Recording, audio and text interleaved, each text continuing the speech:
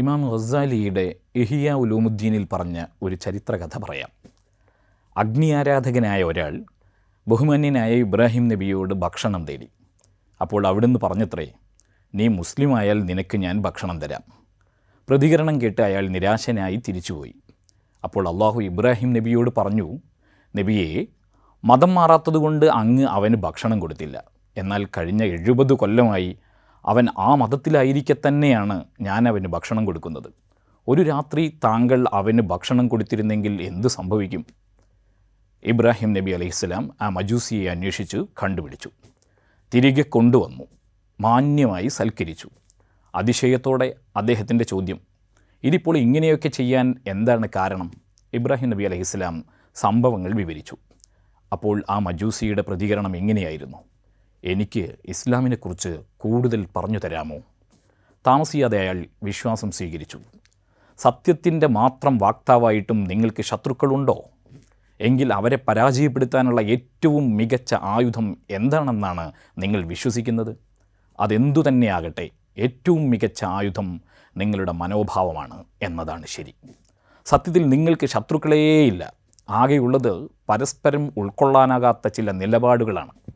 നിങ്ങളുടെ നിലപാടുകൾക്കെതിരെയുള്ളവരെ കായികമായി കീഴ്പ്പെടുത്തുമ്പോഴല്ല, മാനസികമായി സ്വാധീനിക്കുമ്പോഴാണ് നിങ്ങൾ ജയിക്കുന്നത്.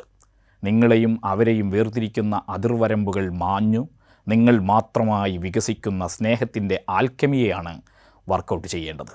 വിശുദ്ധ ഖുർആൻ ആ സൂത്രവാക്യമാണ് അവതരിപ്പിക്കുന്നത്. നന്മയും തിന്മയും തുല്യമാവുകയില്ല. നീ തിന്മയെ ഏറ്റവും ഉത്കൃഷ്ടമായ നന്മ കൊണ്ട് പ്രതിരോധിക്കുക. അപ്പോൾ നിന്നോട് വൈരത്തിൽ വർത്തിക്കുന്നവൻ ഏറ്റവും അടുത്ത ആത്മമിത്രമായി മാറുന്നത് നിനക്ക് കാണാനാവും. ഈ അധ്യാപനം നൽകപ്പെട്ട പശ്ചാത്തലം കൂടി അറിയുമ്പോഴാണ് ഈ നിർദ്ദേശത്തിൻ്റെ ഗാംഭീര്യം പൂർണ്ണമായി മനസ്സിലാക്കാനാവുക. നബി തിരുമേനി സല്ലല്ലാഹു അലൈഹി വസല്ലമ തങ്ങളുടെ സത്യപ്രബോധനത്തോടുള്ള ശത്രുക്കളുടെ സമീപനം തികച്ചും ധർമ്മവിരുദ്ധവും അക്രമാസക്തവുമായിരുന്നു. നീതിയുടെയും മാന്യതയുടെയും മനുഷ്യത്വത്തിൻ്റെയും എല്ലാ അതിരുകളും അത് ഭേദിച്ചു. നബി തിരുമേനിയെയും ശിഷ്യന്മാരെയും അപകീർത്തിപ്പെടുത്താൻ തെറ്റിദ്ധാരണകളും സന്ദേഹങ്ങളും പ്രചരിപ്പിച്ചുകൊണ്ടേയിരുന്നു. അവർക്ക് നേരെ നടത്തിക്കൂടാത്ത ഒരു ദ്രോഹവും ഉണ്ടായിരുന്നേയില്ല. നല്ലൊരു വിഭാഗം മുസ്ലിങ്ങൾ ജന്മദേശം വിടിഞ്ഞ് പലായനം ചെയ്യാൻ നിർബന്ധിതരായി.